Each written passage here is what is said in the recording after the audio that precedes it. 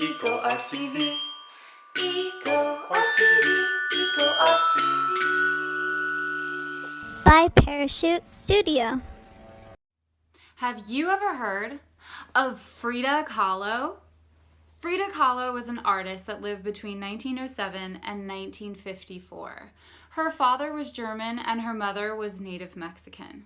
She was born just before a very important time of social change in Mexico called the Mexican Revolution. Frida suffered terrible health problems throughout her life. As a child, she suffered from polio, and then she was in a terrible bus accident that made her bedridden. Her mother actually got her a special easel so she could paint while she was in bed. And she also put a mirror on the ceiling so she could learn how to do fantastic self-portraits, something Frida is well known for.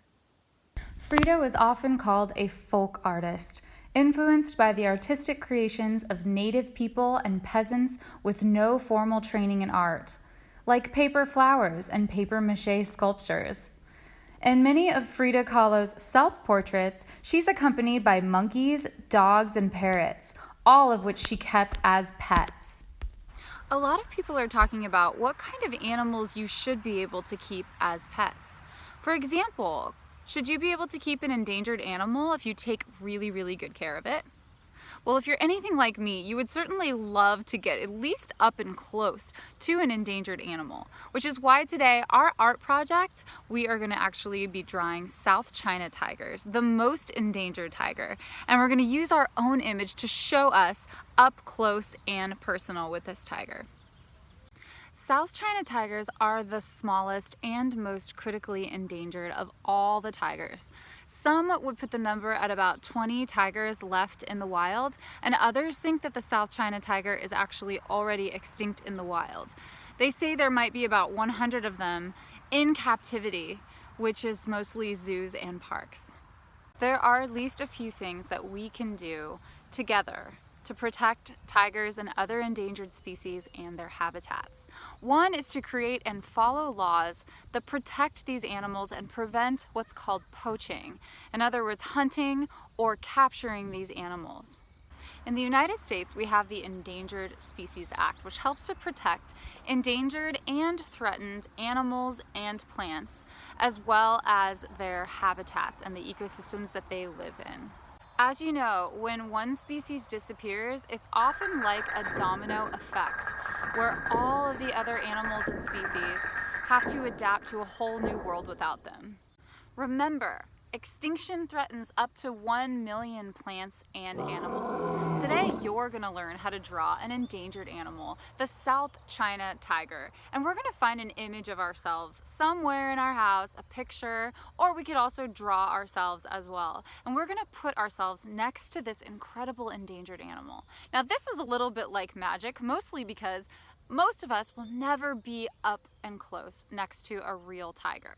Besides, Frida is what many people call a magic realist. Someone that creates mostly reality in their images and their artwork, but adds just a touch of magic or fantasy.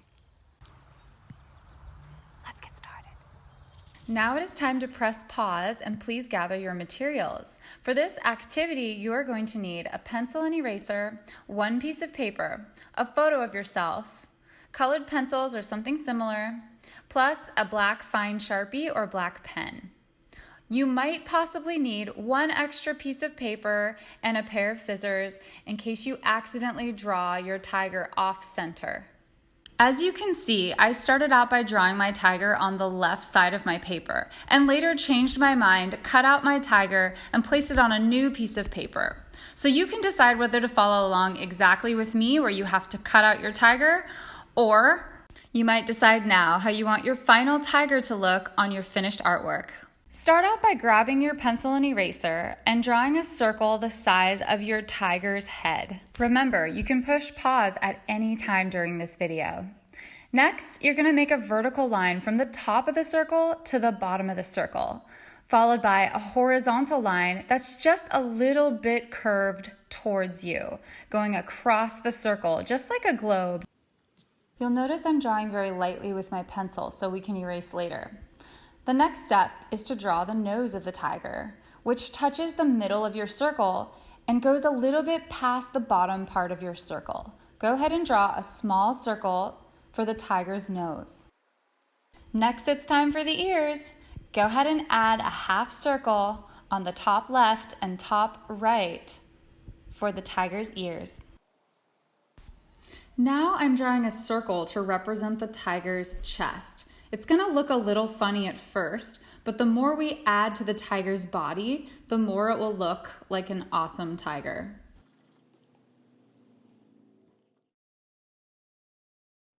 Now it's time to draw the tiger's back and the rest of its body.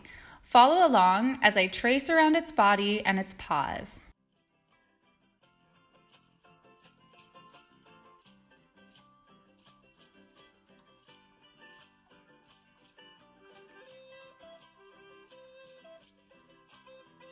Now we're going to draw the back legs and tail. From a distance, they look like they're connected, but they're actually just touching. So we're going to draw the back leg and the tail curled around in front of it. It's time to draw our tiger's eyes. Go ahead and follow along and draw the tiger's eyes with me, or feel free to look up a picture of a South China tiger, as every tiger looks a little bit different.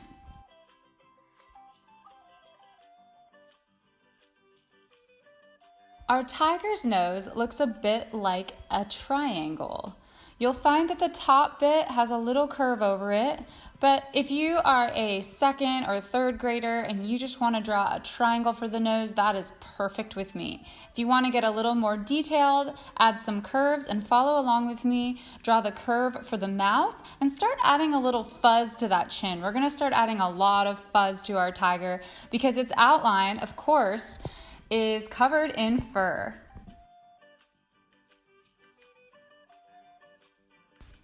It's time to darken our outline of our tiger and add fur all around its body.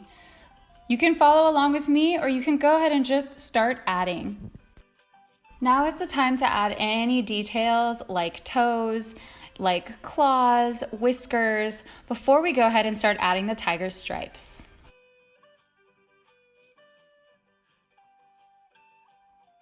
Now's a good time to darken the tail, and if you want the back leg to be showing, it'll be just behind the one that we see in the front.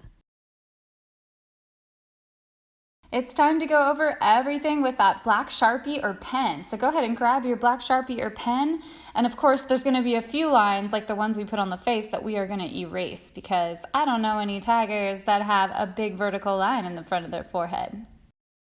Go ahead and finish your outline with your black pen or Sharpie. And if you want to do some of your stripes in pencil first, you can. Otherwise, don't worry about it. We can do that with our pen directly.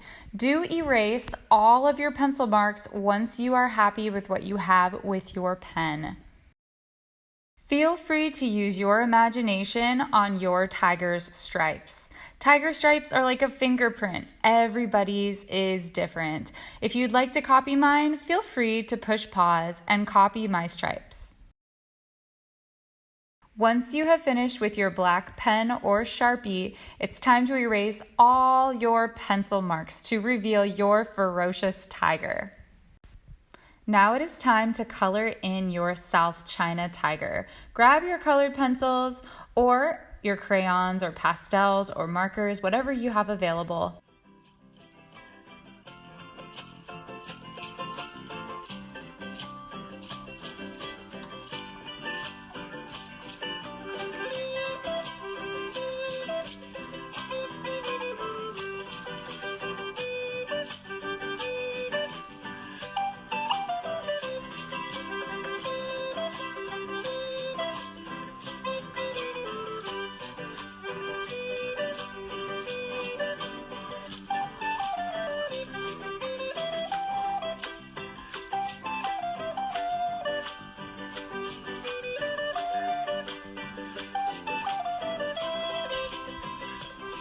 Grab the picture that you would like to use with your artwork today and cut yourself out completely.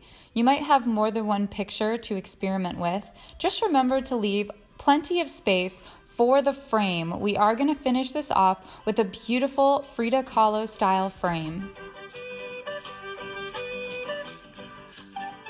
If you find, like me, that your work isn't centered, feel free to cut it out and paste it on your second sheet of paper right in the middle so you have plenty of space for your Frida Kahlo style frame.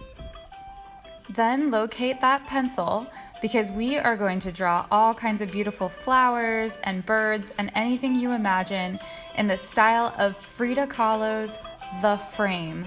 You can copy and follow along with me, or you can use your imagination and add all different kinds of animals and plants to complete your project.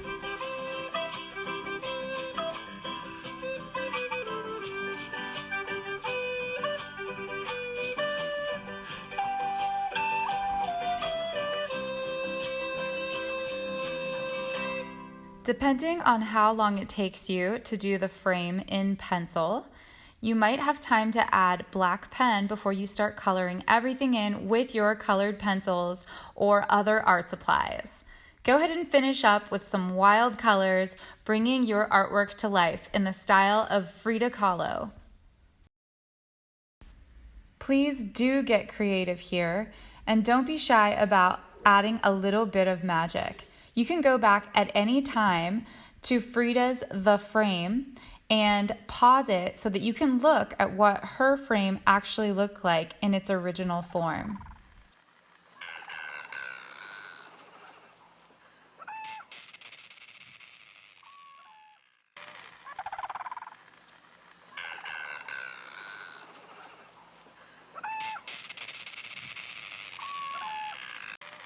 Thank you so much for joining in the fun today. We would love to see your finished artworks. If you take a picture and send it to heyparachute@gmail.com, we would be so excited to share your work with the world. That's heyparachute@gmail.com. Now for a word from our sponsors.